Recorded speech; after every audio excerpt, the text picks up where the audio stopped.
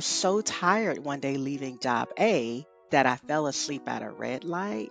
And when I woke up and the light was green and horns are honking and, you know, what is happening, I started crying, not because I fell asleep or my life could have been in danger, but because the light was green and I had to keep going. And I was like, I can't keep going, but I don't know how to stop. I often say, like, rest is a potently, fiercely gentle disruptor.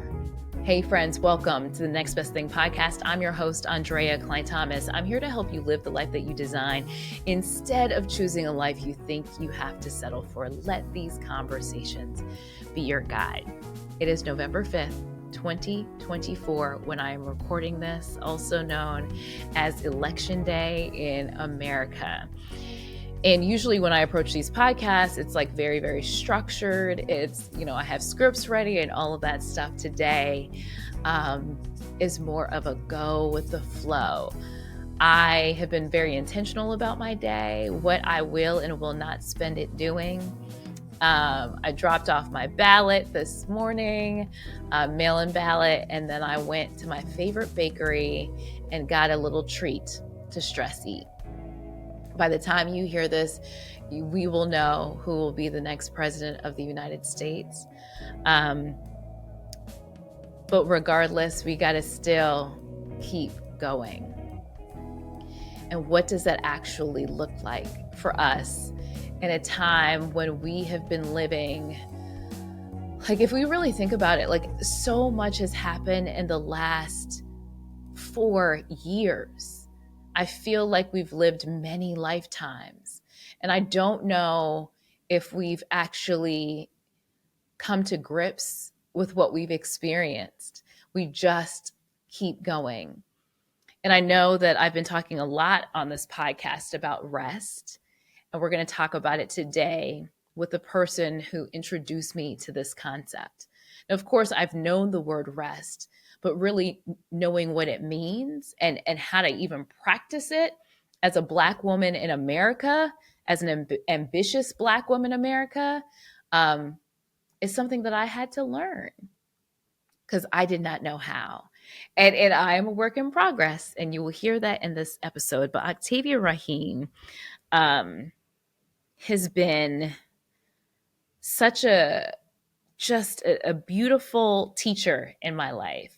And she's changed my mindset in a lot of ways. And I always say, if you change your mind, you can change your life. And she has this new book out called Rest is Sacred. It's beautiful. It's like a coffee table book, or like it's a coffee table book, but it's a nightstand book is really what I believe, where you just open it, you can read a passage and you can close it. It's not something that you have to read in one sitting cover to cover.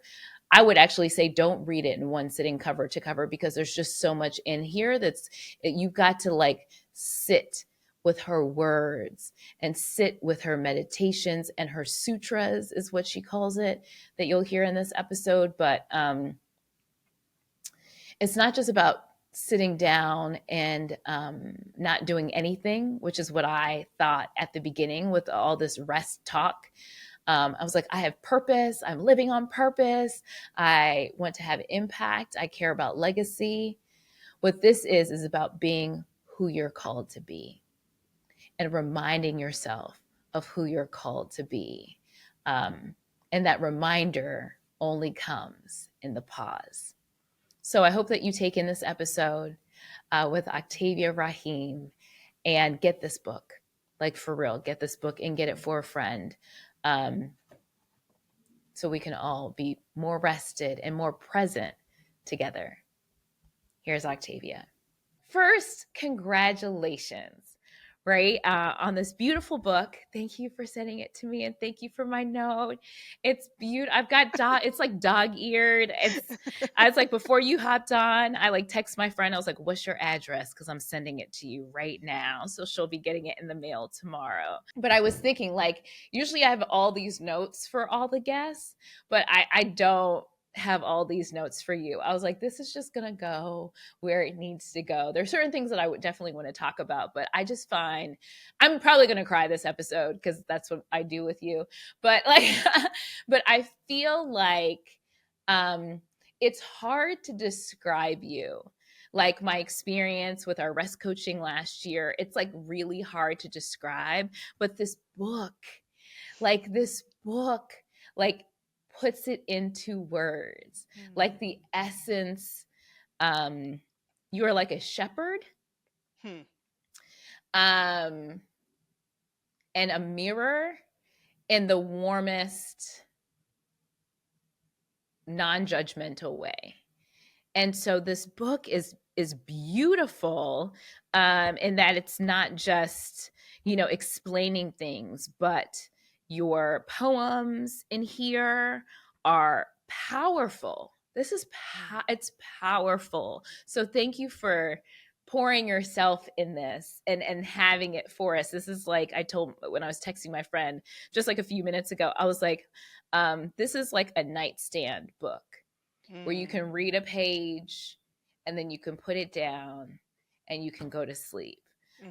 So I just wanted to say thank you. Thank you You're for so doing it. Yeah, welcome. thank you for Thank doing this. you. Thank you. Thank you. How about choosing to put your poems in here? Oh, I It's a know. different approach. It is a very different approach. Something I'm thinking a lot about is I'm a teacher. I think I've always been a teacher. I can instruct, I can give a lot of kind of step by step guidance. Mm, And there's so much work, I'll say rest scholarship, and even rest rhetoric, and also really beautiful conversations about rest happening. And I've just been feeling that I don't know that it's inherently more instruction that we need.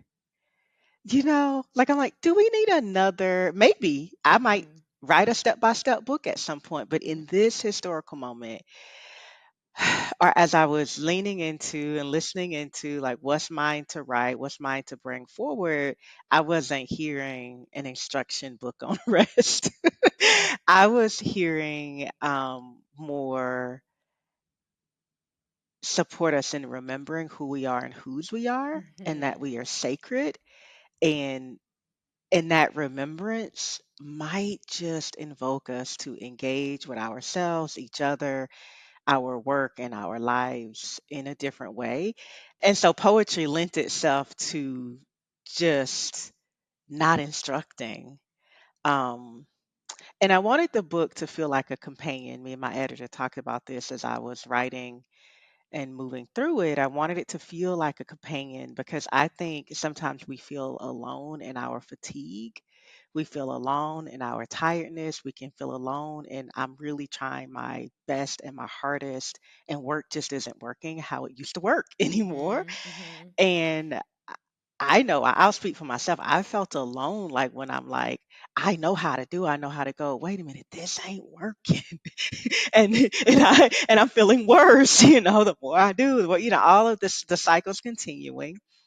And so I thought, how do I want to create something that feels like a companion, is a companion, and can remind people that they're not alone in their weariness or fatigue or in their questioning around like, is the answer to do more or can I actually rest? And so poetry as a medium lends itself to, I think, more curiosity, compassion, and softness. And then I can also say, just like as an artist, as a writer, as a creator, I was like, oh man, this is like putting myself out there in a different way. Yes, it's such a different structure. It's so different, but I think that's why I call you a mirror because you Mm, are the reminder. mhm, You are mhm, so the reminder, and it's that tap in part that's like, ooh, that's like what hits me every single time because it's like, oh yeah. Like I didn't mhm, even realize that part of me mhm, that I hadn't like talked to that side in a minute. Like I hadn't revisited that part Yeah. in a minute. Um, Mm. and so, yeah, no, I love that. Let's talk about kind of where we are. The context of where we are right now is that we're Mhm. recording this on election day. Mhm. So by the time you hear this, we will know who our president will be. Recording it, we don't know. Yes. Regardless of who it is, um, how do you process the residue of this election season? I don't know. Like for me, it's been Mm. very like every emotion. I feel like I've been on an emotional roller coaster and Mhm. just trying to keep it together um, Mhm. through it. What's your process of where we are right now, Yeah, this moment? thank you for that question. And it is really, it feels very kind of Afro-futuristic. It feels very hopeful and dystopian to be Mm-hmm. recording something that we're aware it will represent a before time. Mm-hmm. Because I think what we all know, no matter who's elected post this moment, it's a new era. Like we're Mm-hmm. at the threshold of a new era. And this entire season, we've been aware that we're at the threshold of a new era. And, y- you know, just truly transparently, I drove my son to school this morning. I made a playlist because music moves me, it grounds me, it reminds me of who I am and whose I am. And I think with so much swirling, it's very easy to forget. And, just kind of social, my location is I am a daughter of people who the transatlantic slave trade, so crossing the Atlantic Ocean did not kill us. And by God, nothing up on the land that we call the Mm-hmm. landmass, the United States of America, will, so that, and it's very easy to forget that in the loudness and the chaos of right now. So I'm driving my son to school this morning. I'm listening to the playlist I made to support myself and remember who I am and whose I am. It has songs from the civil rights movement and Fannie Lou Hamer. It has His Eye is on a Sparrow. It has A Year of a Chance. It has all the things that I'm like, I need to hear and feel these this morning. And there's a song, I can't remember the singer at the moment, but the title is I Am a King, and in it there's this wailing voice, like deep, deep, soulful black church voice that's saying, because my ancestors told me so, because my ancestors told me so. And I'm just driving along thinking maybe I'm fine. And then I get to a red light, the song's playing, my beautiful black son sitting in the back seat, and I just start sobbing. Right? And I Mm. mean sobbing, like the kind where like if somebody else were there, they would bunch me up. And then the red light turns green and I keep driving and I keep sobbing. And my son, like, in my house, we're like, emotions are not bad. And tears come to tell us that something really important and really in need of our attention is happening, Mhm. And so when I got quiet, my son goes, he didn't ask, "Are you okay?" Because he knew that wasn't the thing. He just said, "Mom, what is it?" And I said, it's this moment is such a historical moment. And Mhm. then I tell him a few other things. And then my mom passed away 3 years ago. And I was like, my mom, I know she's looking down with a lot of curiosity. I was like, she might already know what we don't know yet, and Mhm. I'm like, and she would be excited for this moment. And I told him, I said, I have such a mix of hope, excitement, confusion, uncertainty, fear, anger too, like that Mhm. even this is a contest, so to Mhm. speak. Mhm. And so that is to say, you said something at the top of the question, which was, I've been on a roller coaster. I feel all the feel. I have all these emotions. And I think that was so wise of you because it means that you are able to acknowledge that there's a lot moving through the air and through you Mhm. versus just being like, I'm fine, fold my arms, shrug it all in, tighten it all up, numb it Mhm. all out, I'm fine. And so the way you asked me how I deal with it, and I named the music because that's going to move me. Like, if music Mhm. just like moves me past or right into the heart of the place that wants to disassociate, numb out, and act like nothing's happening. Mm-hmm. And so for me, it's been turning toward what is actually happening within me and around me, but with a lot of curiosity and compassion. And the reason why I shared about the crying this morning is that's part of my anecdote is to and so I told my son all the reasons, all the things going on, and I said, and you know what? I cannot use my energy today and going forward to fight my own tears. I have to surrender to what I'm actually feeling and know that I have the capacity to feel it, let it move through and clear through me, and then we continue to drive on. Mm-hmm. Like not turning away. I'm like, we Yeah. cannot stuff this down the end anymore. And then Mm-hmm. the other thing is community, right? Feeling alone is just it amplifies everything. Like every hard feeling, every brilliant feeling is amplified when we can be with each other in it. And it's like today I have real intentional plans around who I'm with and how I'm being Mm-hmm. with people through this season. And I have been like I've been really intentional with like who am I talking to? What conversations am I having?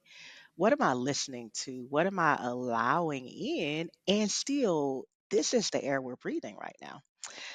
So to make a longer story short is acknowledge my feelings, feel what I'm feeling, be really intentional about what media I'm consuming, Mm-hmm. attending to my physical, mental, emotional, and spiritual health, and being in community with others who are operating with a lot of curiosity and compassion right now. It's like we need each other, right? Mm-hmm. I'm like we need each other. So that's how I'm showing up to the moment, and I'd be remiss if I did not name prayer, as like a part of my kind of anchor practice and uplifting practice. That's how I'm moving through this election season. Yeah. I want to talk about surrender because one of the poems that you wrote, and is that the right terminology to call it a poem? Or I don't know if you call it something else You or meditation or what. Is that You right? know, so I'll tell you the working title of this book was Rest Sutra. Mm. And the sutra, there's the Yoga Sutra, which Mm-hmm. is a classical yoga text, and sutra means to thread. And Mm-hmm. so they are poems and they are sutras, right? Sutras. Like Yeah. little threads weaving together. What I like to, what I envisioned a lot of was like a quilt or a blanket being woven together. So poem or sutra, whatever resonates with you. I like sutra. I like that better. So this is page 8. And you said that's where you start. A moment of surrender, a walk through the labyrinth of time, a glimpse of the center, the acceptance that this path and journey are not linear. It's a spiral. Healing is not a straight line. Surrender. Hmm. I know. I just have to like rest and like yeah, you really do have to kind of exhale in that. Hmm. Um, how do you start that?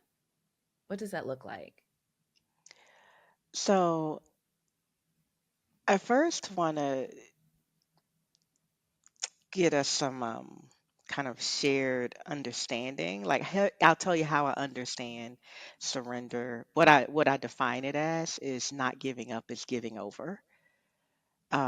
It's not giving up, is giving over to that which is my highest self, greater than my singular self, is a willingness to be held, supported.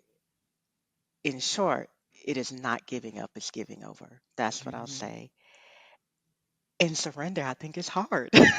Right? Yes, Like, it's very hard. right. And the reality, I don't know if this resonates with you or the listener. My introduction to surrender was I've been forced to. Mhm. You know what I'm saying? When I'm like, Mhm. I can't run anymore. Now I gotta give over, right? It's not even like I got to give up because like it's not in my spirit to give up, right? For many of us, it's not in our Mhm. spirit or in our lineage, or it's like to survive. It's like the like, let me just give up. No, that's not it. It was, but there have been times when life has forced me to surrender, not by my might, not even by your might, but by spirit. And so after many bouts of being forced to surrender, I said, wait a minute. Let me pay attention. Right before the force to surrender, there's a lot of too much happening. I can feel the pressure rising. I can feel myself trying to push something else down. I can feel myself fighting and not asking for help. Here are the signs of you're about to be forced to surrender. And I got curious in life. What about if I notice those signs and start to soften? So let's talk about it like practically. It's like, what if when I notice I'm getting overwhelmed, instead of running faster, I slow down by 1% and then by 2%? And then what if instead of pushing harder, I get curious about if the pause has anything for me? And then what if instead of just speeding through every pause, ignoring the signals and messages that home girl, baby girl, you might need to be still. You might need to rest. What if then I I rest? And within all of that, there are conversations that might need to happen like, hey, I know I said I could do this. I'm at capacity now. I can't right now. Doesn't mean no, it just means not right now. Or, hey, partner, friend, family member, I could use some support right now. Could you lend me 1% of support? Right. And so I think all of us have relationship with surrender being forced on us when we get sick or we hit a wall or we Mhm. collapse in burnout. And now we have no agency and choice around what's happening. Mhm. And if we can be aware of the signs before we get to the place where it's like surrender, also it's like, can I receive? Can I accept some help and some support up in here, whether it's in the realm of the very much seen, our community, our family, our friends, and the unseen, right? Um, and so the other place we start with surrender is even more simpler. It's just, I'm a human being and I'm worthy of softness and care. Like Mhm. just remembering, like our sacredness is a place to start. Um, so that's what I would offer up. That surrender is not giving up. It's giving over to that which is higher and greater than like our kind of common self. Can you talk about when you were talking about how life sometimes forces you to surrender, Mhm. your other traffic light moment that you Mm. had? Can you share that story? I in my second book, Pause Recipe, I talk about being hospitalized for a really acute condition that was a result of overworking my physical body that mental and emotional exhaustion brought me to, right?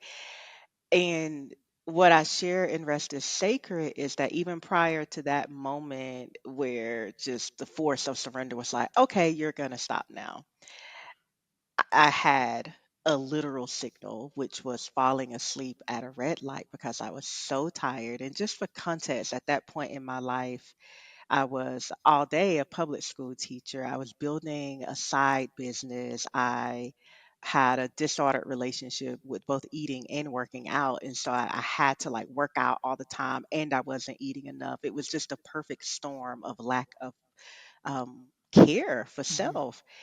And I was so tired one day leaving job A that I fell asleep at a red light.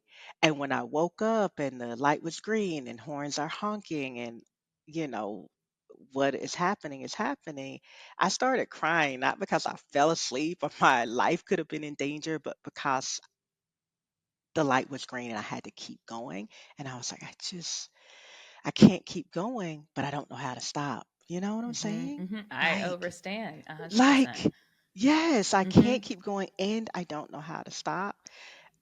So I drove right on to my next job, my second job in that day, and just kind of kept going. And then a few weeks later, I had the more severe episode of, okay, so you didn't listen, now you will be stopped. Um, and we might all have had those experiences where there's a whisper of like, just like take a break, slow down, like it doesn't have to be a bullhorn that stops us. And yet for me, it was. And it's like part of my deep conviction around you are sacred and our rest is sacred. And let us get that in our bodies and our brains and our spirit and start engaging differently. Like part of my deep conviction around that is like, I'm like, not another one. Like, I'm like, don't let hospitalization or don't, let a brick wall being at our faces be the point that we realize, like, oh, I get to rest too, right? We get to rest too. And that's the thing is that I've learned through this podcast is how people arrive at, Mm, these moments. And for a lot of Black women, most of the people I talk to are Black women. Um, it is this point of mm, sickness. It is the hospital bed moment where mm, somebody, the woman who's on this week, talked about being in the hospital, being 100 pounds, and her friend being like, "All right, is it time now to do mm, something different?" And so mm, there's so many of the same themes mm, happening, over and over with people who are mhm, now at a point of enlightenment in a different mm. way, who are moving different. um, but it's a shared theme, and I believe that we have conversations when we need them, because we tried to have this conversation earlier and it couldn't, Yeah. like didn't work. But Yes. like now I'm at the point, and thankfully because of you, because I never, I don't say I never considered rest the way you taught me about rest. It's like go to sleep. But you know what I mean? I knew sleep. Okay. Sleep and rest are the same thing, right? And then sometimes it's like we don't even know sleep. Like, how do I do Right. that? Right. Right. But you taught me that one of the things that you said during our session last year was the more that I do, the more I have to rest. And I was like, hmm. Mm, And so it's been a whisper, and I don't mm, always listen. And mm, I'm at like my moment now where I have been sick for a month. mm, And, um, but because you planted the seed and mm, I've had other people watering it, I knew exactly why. I knew mm. exactly what I needed to do, and having to make some tough decisions, and we'll have to have some tough conversations Yeah. because the infrastructure in my life was not supporting. Also, like it's my choice, so I take responsibility, Mm, but I also had an infrastructure in my life that was not mm. supporting it. And then my boundaries were just a mess.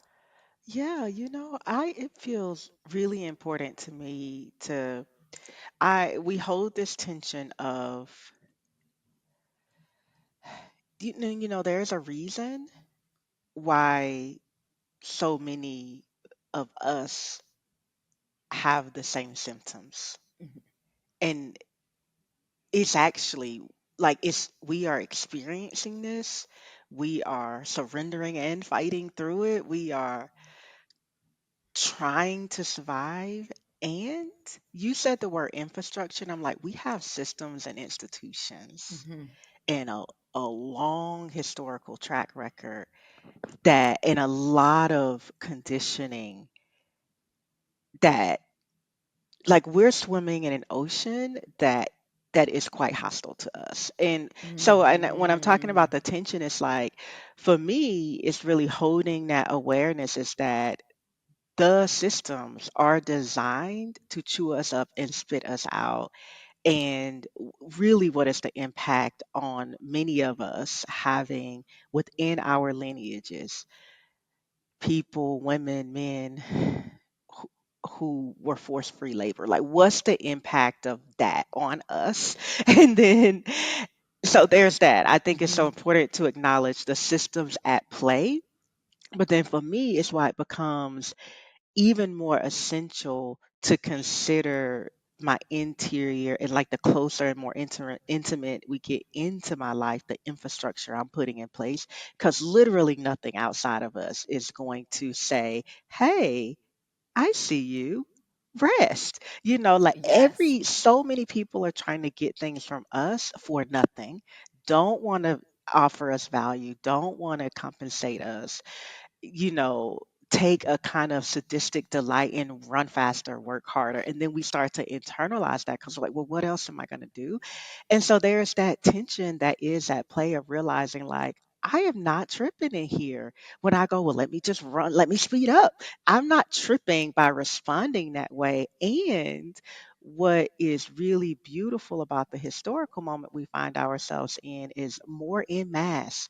Black women are being like, there's this system I've been responding to and I've been trying to play that game, and like getting small wins at the expense of losing myself and relationships and Hmm. things that we should never have to give up. Yes. And so more of us are just being like, I'm gonna save myself, I'm gonna save my sister, and that's the way we're gonna change this.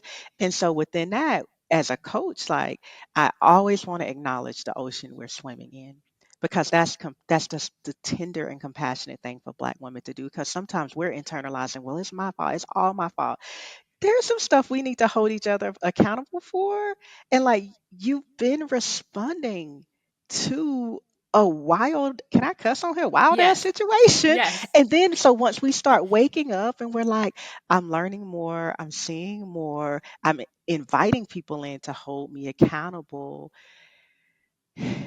Okay, now we get into self accountability, and we still have to be aware that when we change up our pace and when we, despite all, say, I'm going to find a way to rest, I'm going to use my relentlessness and our kind of legacy of persistence in, I'm going to use all of that to support my and our collective well-being. Like, that's going against the cultural grain. Hmm. So, and so Completely. it's really challenging, right? And so I just feel like it's so important to acknowledge that we are not making this up, and we are resourceful, um brilliant people, and we know how to shift things up as well. um And so here we are at It's what a you were sharing, which is like, you noticed, you're like, okay, I know what got me here. yeah. And I know if I keep just working that pattern, what's going to change? What's yeah. I often say, like, rest is a potently, fiercely gentle disruptor, like, um, if you want to interrupt the pattern, start to slow down, pause, and rest, right? Like, that changes a lot up. So, but I just want to invite us to hold the tension of, like, we are not tripping and trying to like respond and survive in all of what we are in, and because no one else, historical data tells us no one else is going to do it for us, we will do it for us though. Hmm. And Hmm. here we are, because I find it deeply encouraging and inspiring that the most powerful voices and souls and spirits and hearts on rest in this moment are Black Black women. Other women. people like try to Yeah. co-opt it or copy it or repeat the message, Yeah. but the most potent messages are coming from us because we're like, nope, time's Yeah. up. Like, Time is time's up. up. We are blowing so many things up and just saying, we're just not doing it like this Yeah, anymore. it Yeah. doesn't. Because the thing is, there is always this point in the individual system and the collective system where what got us where we are will literally undermine us where we are headed, right? And Hmm. it's just, we all know Mm. that, and there's a seasonality to everything. There But is a do we all know seasonality. that? Do we all Well, we're know that? learning it. We're They learning gon' they it. gonna know it once they listen to this. Right. Right. Yeah. And then the other thing I've been contemplating is just when we're not moving with purpose, and when we're not moving like we're sacred, and when we're not moving on our divine assignment, like staying aware of the why. And for me, I'm like, my divine why, this is the thing I've been saying lately, is that like the divine of whoever's understanding does not want us to be out here exhausted. Like I just be like, this is not of divine will. Like this just does not, this just, it doesn't actually make sense. Yeah. So See, yeah. it's I know folks might be like, she's talking about rest again. Yes, because I'm a mess and I need to get it together. So yes, we're talking about it You again. are in progress, and this is a practice. What I love about rest is we get to practice it, right? And you spoke a little earlier about when we met, Mhm. and it's like, well, there's sleeping and there's rest. And what I'm talking about is like, how do we live in a more intentional, sustainable, restorative way? Because the truth is, if we look at like the earth is tired and having flare ups and Yeah. responses, the children are tired. They don't want to go to another after school. Like I just feel like everyone's tired. And so here's the other thing about rest: what we do in the daytime, like the more chaos we have in the daytime, the less quality of sleep we get. And so what you and I talked about when we were coaching last year is just how to have a more restful day. Doesn't mean we're just on the couch all day or doing nothing. It means that we are intentional. We're observing moments of Mhm. pause. We're not cramming things in. At the top of this week, someone said to me, "Oh, do you have a busy week?" Because I just launched a book. And I looked at them and I said, "I have a purpose filled week." And then I said, "I want you to look at my calendar. And what I want you to understand about my calendar is I know why everything is there." And that sounds simple. I'm like, that's a rest Yeah. practice, because sometimes things are popping up on the calendar, or we're saying yes to stuff that we're like, I got no business saying yes to this. Yes. Or like I don't really actually have the space for that brain picking or whatever, free labor somebody's asking us for, Yes. because people love for us to do things for free, Yes. and call it servant leadership, but that's a whole nother Right. conversation. Right. Right. Right. And so I feel like I just went on a little bit of a tangent, but it's No, it's just like, perfect. you know, um, I'm really into like, well, how can our waking time, our days, just have more space for us to inhale and exhale and be Hmm. aware that we're doing it? That seems so simple. Sometimes people go like, well, what's a wet rest practice? I'm like, sitting down, noticing the chair beneath you, being aware of your breath, slowing down your speech. Like I teach these structured rest practices that really accelerate the transformation that rest promises. And most of us just have to start somewhere with like, can I slow down? Can I pause? Yeah. Can I inhale and exhale with intention? Um, so here we are, and we're Yeah. talking about rest again, not Yes. because you're a mess, because we're in practice, we're Yes. practicing. Yes. And I am doing better than I would have done before in terms of like once I'm like, ooh, I'm over the line. And then I go and I'm like, Mm, start canceling meetings. Sorry, can't yeah, make it. I don't feel good. Sorry, can't make it. I don't feel good. yeah, I will circle back, with you or just not yeah, answering. And yeah. literally I've been going back now. Like last week, I went back through the whole month of October because there are lots Mm, of emails that I had to only do what was pressing for the moment. I mm-hmm. couldn't do any more than that. But there are Yeah. things that I have done this time that I wouldn't have done before. And then looking Mm-hmm. at my calendar of saying, okay, and sometimes people are like, not meeting their deadlines. And I'm, and Mm, then because they haven't met their deadline, then they're pushing me back. Oh, we need this. And I was like, you will not get it mm. until this is when I will have the capacity to like get it done because Yeah, you did not meet your deadline. So now I have other obligations that I have to do and I yeah. have to like reorganize that, which I wouldn't have done before. Um, Mm-hmm. so that has been good.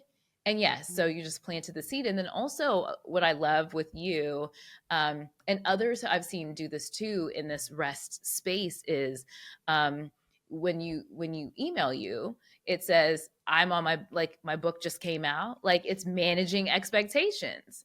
Like, Yes. this is what you need, this is what you need, but my book just came out, so I'm gonna get to Yeah. you when I Yeah. can. But And it's also really important to manage expectations because we're in community and relationship with each other, and other people don't know what the lift is to move a book out into the world, or know what the lift is for whatever special projects you have. And so part of just, it's like really benevolent to say, here's what's going on. yeah, And for me, and I'm like, if I say I will get back in this amount of time, I really will though. Like, yeah. but if you think it's gonna be 2 hours, you're gonna be disappointed, right? Hmm. And for me, because I'm like, I really, but part of my own care around the relationships that I am in, working and otherwise, it's like my rest actually helps me attend to those relationships better, Better, yeah. because over committing is actually not good for anyone. Right? Like, it's Talk a about it. recipe for a really specific kind of disappointment to occur, or loss of faith within, our capacity to show up. And then for me, and this may be unique to the work I do, which is coaching, and I facilitate things and I teach beyond writing, is that the quality of my presence really impacts whether or not people um, feel safe and Hmm. protected with Hmm. me. And the truth is, that's for all of us. Like, people who, like, they are on their phone, or this is happening, whether it is like a boss or a colleague, they don't feel safe to us, right? And it becomes exponentially more hard to work with a person. Like, it's like we can figure it out, but I'm just like, how do I manage my time, energy, how I'm responding, what you expect of me, that in order to show up and be a grounded presence in the room, whether it's virtual or in real life. And I'm like, that actually takes some practice. And so the other thing I will share is that I have like a purpose, I would say statement, but it's more of like an image. I close my eyes because I have an image. I close my eyes, the image comes, this is what I'm here to do, and this is the assignment I am on. I filter requests through that purpose statement and vision for myself. That's part of how I say yes and no. And some things make it through the filter, and someone might go, but can we do it in 3 hours? And I'm like, we could, but that's going to cost us like quality of something, right? Hmm. And so part of that, and that's why I go back to, sometimes it's like, what is our why?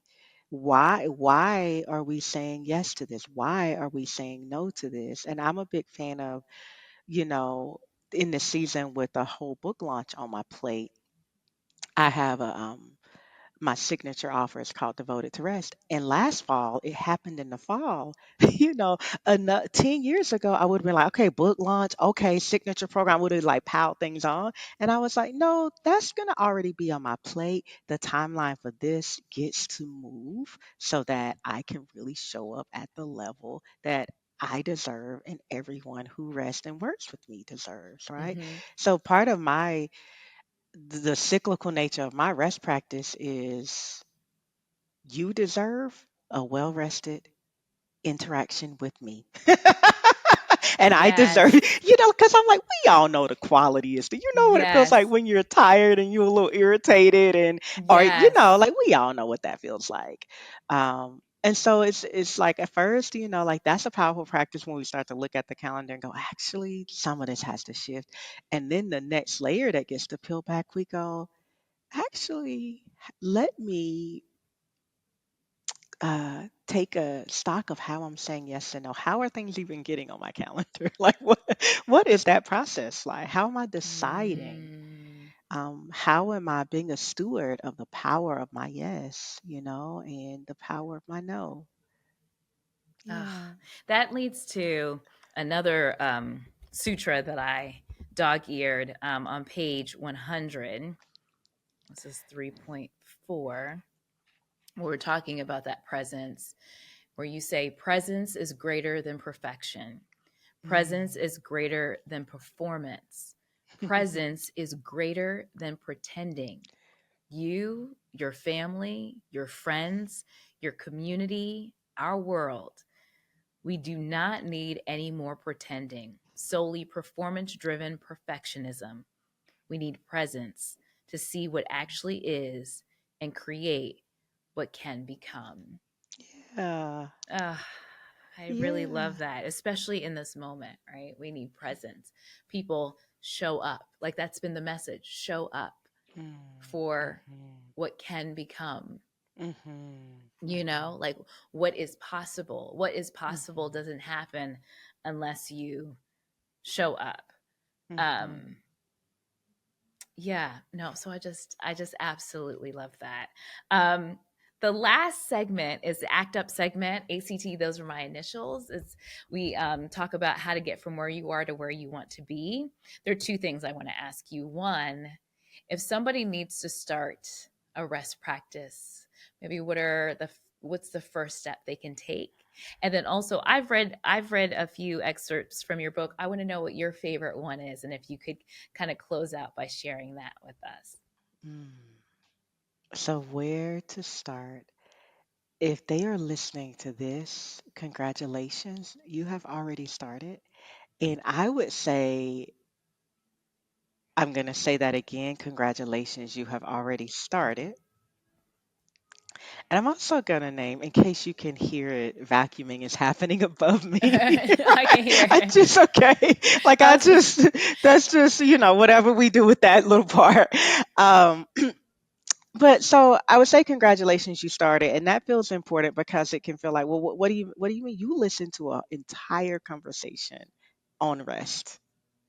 You know what I'm saying? mhm. And ideas and conversations, they shift how we're thinking and what we think is possible. So congratulations, you started. My next step is gonna invite whoever is listening or whoever's like, I need to start a rest practice to literally just notice the pace they're moving at, the pace of their life. And I'm doing this because sometimes it feels like this. And if this is the pace, to not just go, let me slow down dramatically, just slow down by 1 to 5%, you know?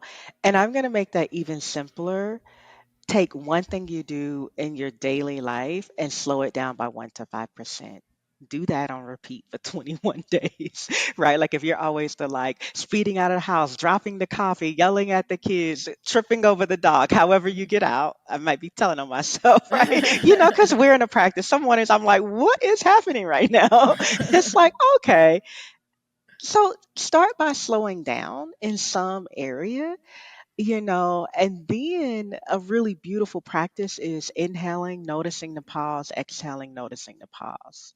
And if it's okay with you and we have like 1 minute, I really will invite people to do this practice of noticing your body, noticing what is supporting your body, which is the chair or the floor, Oh, the wherever you're yes. sitting, and then just noticing the inhale, there's a pause, and noticing the exhale, and then doing that 2 more times and letting the last exhale be out with a sigh. Start with that practice. Like that's what you got to start with. Um, and then when you get to the place where you're like, okay, I know how to slow down. I've been practicing that a little bit.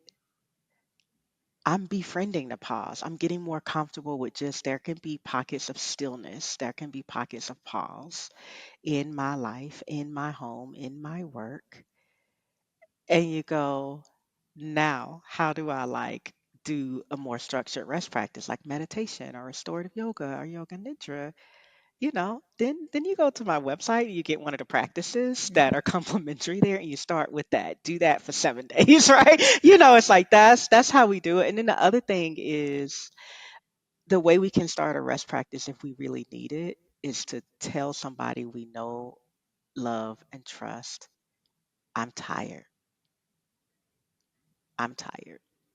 I need some rest. Like just being tender enough with ourselves to be like, I am actually tired. Like that can seem so simple, But when you've been wearing a cape since you were 4, saying, I need to put this down right now is actually challenging. So we can start by slowing down, and you've already started by listening here. And we can also start by just honoring ourselves and saying, I need some space. I'm tired. Um, I think that's doable. I definitely do. I It definitely is do. it is doable. And Yeah. I want to say one of my favorite books on like habit shifting and habit formation is Atomic Habits by James Yes. Clear. Hmm. And sometimes people can go like, this thing you're saying, like notice the pause or pause for 1 minute. That cannot help me. That cannot help me at the It level of totally burnout I'm about does. to be at. And I'm like, well, where are you going to start? Because the other thing, if we've all been, well, maybe we've all been in a car driving at 100 miles per hour, which is clearly over the speed limit. And if you press on the brakes really hard, you know how jarring that is. Hmm. And so building up to more extensive rest is slowing down and going with the pause to avoid what happens when you slam on the brakes and go, I'm going to change everything all at once, right? Transformation and change that is sustainable and lasting occurs atomically and incrementally. So that's part of my like, well, where do you start? Because just like if we went to the gym, I like to back squat. It's like one of my favorite kind of physical weightlifting movements. And when I returned to back squatting, like when I had left it, I was probably at like, I don't know, 150, like some wild number, Wow. because I'm a Wow. little short lady, right? And when when I had a child, all these things happened. When I went back, do you think I tried to start where I was? I started with a trainer bar on my back, Hmm. right? And then incrementally worked up. How is weightlifting related to rest? Because we actually have to build our capacity for rest to feel safe and right to us. We have to build the capacity for that. Hmm. Okay, so start with the smallest increment of change is the pause. The smallest increment of rest is actually a singular pause. So start with that. How does that sound? That sounds amazing. Okay. And the thing is that it is in the small things. Yeah. So like I don't wake up and well, I never woke up and hopped out of bed, but I do have a time where I just sit in Yeah. bed and notice, what are my thoughts? That's right. What am I thinking about? Or like Yeah. literally inhaling and exhaling before I like close my eyes and go to sleep. I inhale and exhale and like, what Mm. happened today? That's right. That's You know what I mean? Like beautiful. those are things that I would have never done before, right? Like that I Yeah. just have learned over the past year of like, all right, like bookend your days, Yes.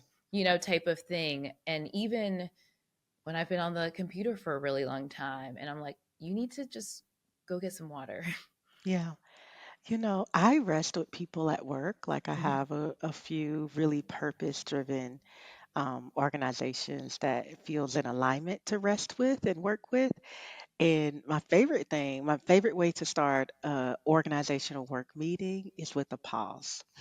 What I usually do is welcome everyone in, and I do not take for granted that when I'm in a virtual space that people aren't skidding into the proverbial parking lot, right? Hmm. Hmm. Like just because it's like, oh, well, you were just in another meeting, but it's like it was a whole meeting with its own tone and a whole set of objectives and variables and people. And a lot of times people are still not having a buffer between the 2 o'clock and the 3 o'clock. And if I'm the 3 o'clock, I spend the first 3 minutes being like, get water, get tea, to take care of yourself. And then we take 3 breaths. That is the most it's like the most transformational 3 minutes. And it's like then that meeting, if it's an hour long meeting, it can actually usually be 27 minutes because we've gathered ourselves. Now we're present. We can just streamline whatever it is because meetings, like, what are we doing in a meeting is usually like talking. We're not Hmm. doing in the meeting, right? And like that. So just like practically speaking, like that's also a rest practice. It's like people who like lead people. I'm like, you don't have to lurch in. In fact, I would discourage you from lurching into, let's just get going. It's like, well, actually, if you slow down a little bit, you can actually move faster, right? That seems dichotomous, yet it is true. I find it to be true over and over and over, to start by stopping, and then we move more fluidly wherever it is we're going. Um, so you asked me to share Yes. my favorite thing from the book, and I like the whole book. Yes. It could be that, or it could be a meditation, because I know you do that. Like whatever you're moved Okay, to share now. so So, one way I invite folks to engage with the book is to pause, notice body, notice breath, and just ask, what is the message that will be most supportive and useful in this moment, and then open the book. So I'm gonna do that. okay. Hmm. And you know what? I open to a page that's in between sections, and there are only 5 words on the page. Soften your gaze and continue. Those are the only words on the page. And so I'm going to pick another page. Okay. And this is page 82. Okay. Challenging and changing the long held narrative that working myself to the bone is the only way has required commitment, beloved community to hold me accountable, honesty, and radical personal truth telling. So I inhale and I remember, this is me, ripping up the old script, throwing it out the window, letting my afro out, dancing, and then I go lay down instead of doing my work. Another way is possible. Sis, looking in the mirror, come, rest, and wake up to your brilliance. So that's where we're going to land. And That's that so is good. part of a much longer text in the book. But I love that that's the page that we land on, is that we get to rip up the old script. We get to let our hair out. We get to roll the windows down and sing whatever it is at the top of our lungs. And we get to go home and we get to rest. Hmm. We get to do that, right? Yeah. May the old narratives governing how we're supposed to be yield to us becoming who we really are here meant to be. Um, that's my hope and prayer for us all as we wake up and rest. Amen. Amen. Amen. And how can we support you? We get your book. Yes. Yes. You know, order the book, order copies of the book, Yes. rest with your friends. Tell a friend to tell a friend to tell a friend. Call your friends and read excerpts. I'm at restissacred.com. I'm at octaviaraheem.com. And I'm on all the socials as Octavia Raheem. Thank you. Thank Thank you you. for who you are. It's more than the book. Thank you for who Mm, you are, for listening to the nudging, for learning the lessons, and not yes. keeping it to yourself. Thank Mm, you, Octavia. thank you. Yeah, for being with us today. Um, you are that girl. You are that girl. Transformative, that girl. Thank you. Thanks for listening to The Next Best Thing with Andrea Cline-Thomas, a Mountain Court Media production. The music was written, recorded, and produced by Gavin Casey, also known as Dark Purple. Now, if you like what you heard, please subscribe, give us a 5-star rating, and comment on your favorite podcast platform. And don't forget to share it with friends. Now, I hope this episode helps you on your journey. See you next time.